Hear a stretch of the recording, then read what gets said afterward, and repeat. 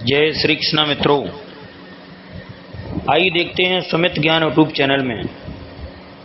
आज आप लोगों के समक्ष में बताने के लिए जा रहा हूं कि चंद्रवंश कहां से चला। चंद्रवंश में पुरवा भय नृपत्य महाभाग, ब्याह उर्वशी संग कियो करते यत्य अनुराग। श्री सुखदेव जी बोले, हे राजा परीक्षित, चंद्रमा के पवित्र वंश में पुरवा आदि अनेकों पवित्र कीर्ति वाले राजा हुए हैं। विराट भगवान के कमल से ब्रह्मा जी उत्पन्न हुए। ब्रह्मा जी के पुत्र अत्रि मुनि थे। उन्हीं अत्रि मुनि के नेत्रों से ये चंद्रमा उत्पन्न हुआ। इस चंद्रमा को ब्रह्मा जी ने ब्राह्मण, औषधि तथा नक्षत्रों का स्वामी बनाया। उस चंद्रमा ने तीनों लोकों को विजय करके राजसु यज्ञ किया। इस कारण चंद्रमा को अति अभिमान हो गया और देवगुरु बृहस्पति की पत्नी तारा को चुरा लाया। बार बार मांगने पर भी उन्होंने उसे नहीं लौटाया। ऐसी स्थिति में उस पत्नी के लिए देवता तथा दानवों में युद्ध आरंभ हो गया। शुक्राचार्य जी ने चंद्रमा का पक्ष लिया तथा महादेव जी ने अंगिरा जी के पुत्र बृहस्पति जी का पक्ष लिया तथा इंद्र आदि सभी देवताओं ने भी बृहस्पति जी का पक्ष लिया। इस प्रकार तारा के लिए दैत्य तथा देवताओं में घोर संग्राम हुआ। तत्पश्चात अंगिरा जी ने ब्रह्मा जी के निकट जाकर युद्ध बंदी की प्रार्थना की। तब ब्रह्मा जी ने चंद्रमा को डांट फटकार कर तारा बृहस्पति जी को दिला दी। तारा के चंद्रमा का गर्भ था। तब बृहस्पति जी ने अपनी पत्नी से डांट कर कहा, रे दुष्टे, मेरे क्षेत्र में ये दूसरे का गर्भ है, इसे तू अभी त्याग दे। भय मत कर, मैं तुझे भस्म नहीं करूंगा, क्योंकि एक तो तू स्त्री है और दूसरे निर्दोष भी है। दूसरे मुझे भी संतान उत्पन्न करने की इच्छा है। पति की यह बात सुनकर तारा ने लज्जित भाव से उस गर्भस्थ बालक को गर्भ से अलग कर दिया। उस सोने के समान चमकते हुए बालक को देखकर बृहस्पति जी तथा चंद्रमा दोनों ही मोहित हो गए और उसे चाहने लगे। दोनों में परस्पर झगड़ा होने लगा। तब देवता तथा ऋषियों ने तारा से पूछा कि यह किसका गर्भ है। तारा ने लज्जावश कुछ भी उत्तर नहीं दिया। तब बालक ने अपनी माता से क्रोधित होकर कहा, रे दुष्टा, तू अपने इस कुकृत्य को मुझे शीघ्र बतलाती क्यों नहीं है। तब ब्रह्मा जी ने तारा को एकांत में बुलाकर पूछा तो तारा ने चंद्रमा का ही गर्भ बतलाया और उस पुत्र को चंद्रमा ने ले लिया। हे राजन, उस पुत्र का नाम बुध रखा गया। उसी बुध के द्वारा इला नाम की अप्सरा के गर्भ से पुरवा उत्पन्न हुए। एक समय इंद्र की सभा में नारद जी की पुरवा के रूप, सौंदर्य, शक्ति, धन, संपत्ति आदि का गायन कर रहे थे।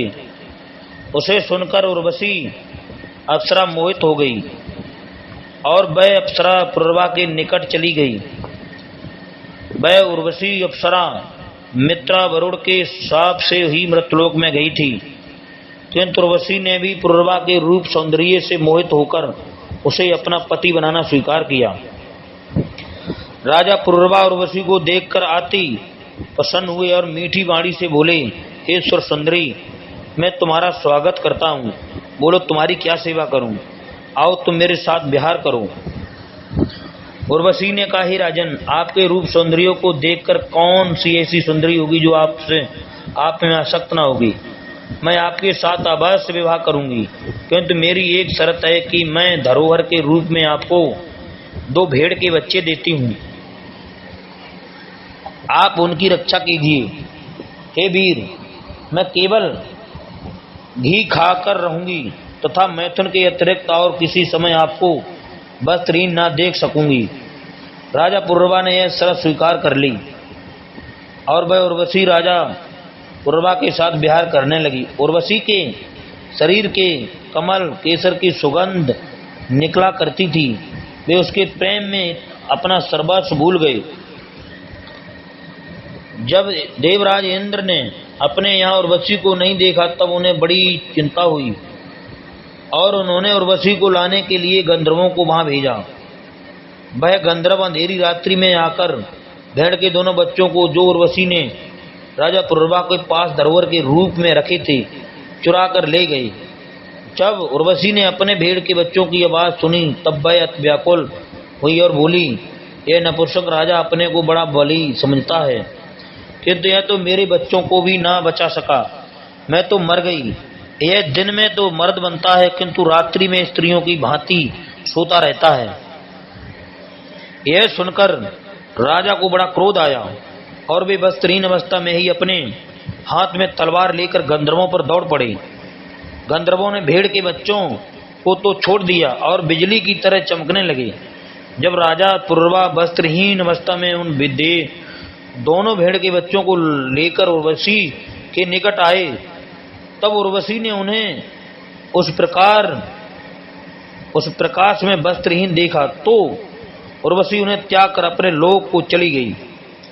हे राजा परीक्षित, राजा पुरुरवा उर्वशी के वियोग में अति अनमने रहने लगी तथा पागलों की भांति इधर उधर भटकने लगी। तब एक दिन घूमते घूमते कुरुक्षेत्र में सरस्वती के तट पर उर्वशी को अपनी सखियों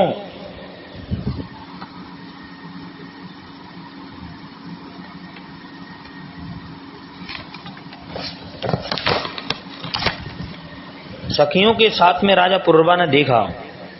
तब राजा ने मीठी वाणी में कहा, प्रिय मेरी बात सुनो। हे निष्ठुर, मुझे अति दुखी न करो। मेरी एक बात सुन लो। तुमने मेरा सुंदर शरीर त्याग दिया है। अब मैं यह शरीर शीघ्र ही तुम्हारे वियोग में ढेर हो जाएगा और उसे भेड़िए तथा गीध भक्षण कर जाएंगे। उर्वशी ने कहा, हे राजन, तुम पुरुष हो, इस प्रकार की बातें ना करो। स्त्रियों की किसी से मित्रता नहीं होती है। वे सचमुच फाड़ खाने वाले भेड़ियों के समान होती हैं। उनका स्वभाव निर्दयी तथा क्रूर होता है। वे अपना स्वार्थ साधने में चतुर होती हैं। स्वार्थ के लिए अपने भाई तथा पति को भी मरवा डालती हैं। तनिक सी बात पर चिढ़ कर क्रूर बन जाती हैं। सीधे साधे पुरुषों को झूठा विश्वास दिलाकर अपने चक्र में फंसा लेती हैं। नए नए पुरुषों की चाह से कुटिलता तथा स्वेच्छाचारिणी बन जाती हैं। तुम राजेश्वर हो। प्रत्येक वर्ष के पश्चात एक रात्रि के लिए मैं तुम्हारे साथ रहा करूंगी। तब तुम्हारे द्वारा और भी संतान होगी।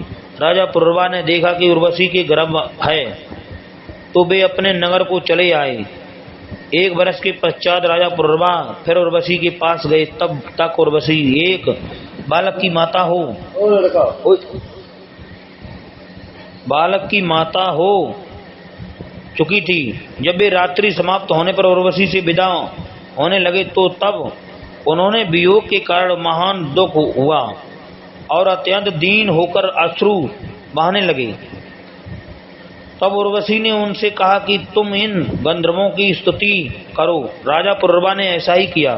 गंधर्वों ने राजा से प्रसन्न होकर उसे एक अग्नस्त पात्र अर्थात अग्नि रखने का पात्र दिया। राजा पुरुरवा ने उसी को उर्वशी समझकर बन बन घूमने लगे, किंतु जब उन्हें इसका ध्यान आया तब उन्होंने उसको वन में ही त्याग दिया और अपने नगर को चले आए तथा रात्रि को उर्वशी का ध्यान करते रहे। जब त्रेता युग आरंभ हो गया तब उनके हृदय में तीनों वेद प्रकट हुए। तब वे उस स्थान पर गए जहां उन्होंने अपने उस अग्नि पात्र को त्याग दिया था। वहां पर देखा कि उस अग्नि पात्र के स्थान पर शमी वृक्ष के बीच में पीपल का वृक्ष लगा हुआ है। तब राजा पुरुरवा ने 2 अरंडियां अर्थात मंथन काष्ठ बनाई।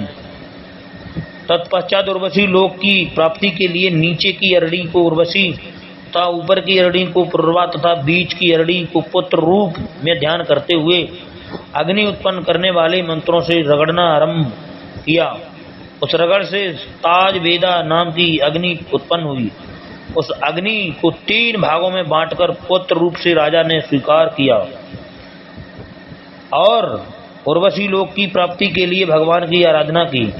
हे राजन, सतयुग में एकमात्र मंत्र प्रणव ओंकार था। सारे वेद 7 ऋषि के अतिरिक्त थे, देवता केवल नारायण थे और कोई न था। अग्नि केवल एक थी, 3 नहीं थी, केवल हंस वरण था। त्रेता के आरंभ में राजा पुरुरवा ने ही 3 वेद तथा 3 अग्नियों को प्रकट किया और अग्नि को संताप रूप मानकर गंधर्व लोक को चले गए।